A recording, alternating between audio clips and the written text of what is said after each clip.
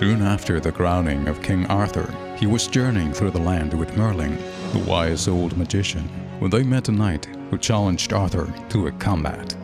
The two fought, and at last the knight wounded Arthur severely. In the end, the king was victorious, but he had lost so much blood that he could go no farther. Merlin took him to a good hermit, who healed his wound in 3 days. Then the king departed with Merlin, and as they were slowly riding along, he said, I am still weak from the blood I have lost, and my sword is broken. Do not fear, said Merlin. You shall lose no more blood, and you shall have a good sword. Ride on trustfully with me.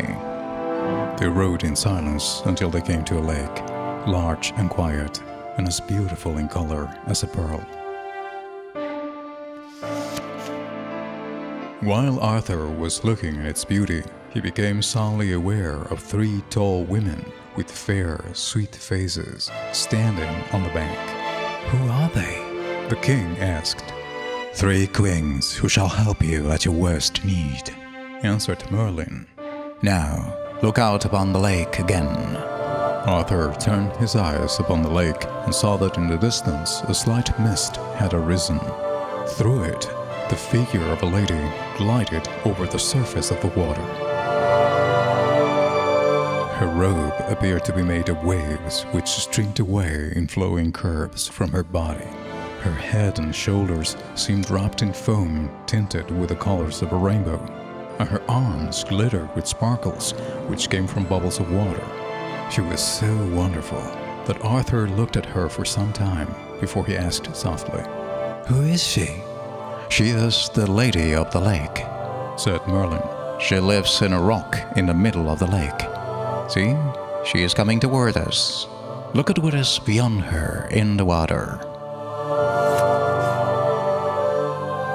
Arthur looked and saw rising above the surface of the water an arm clothed in pure white. This arm held a huge cross-hilted sword, so brilliant that Arthur's eyes were dazzled. When the Lady of the Lake approached nearer, he said, Damsel, what sword is that? I wish it were mine, for I have none. The lady smiled, saying, Step into yonder abode, row to the sword, and take it, together with a scabbard. So Arthur entered the little boat that was tied to the shore and rowed out to the sword. As he took it and the scabbard, all gleaming with jewels, the hand and arm vanished into the water. And when Arthur looked about, the 3 queens and the Lady of the Lake were also gone.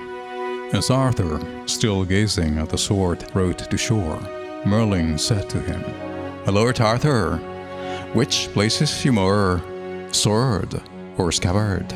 In truth, the sword, replied the king. Let me assure you, said Merlin, smiling gravely, that the scabbard is worth 10 of the sword. While you have it with you, you shall never lose blood. No matter how sorely you are wounded, so see that you guard it well.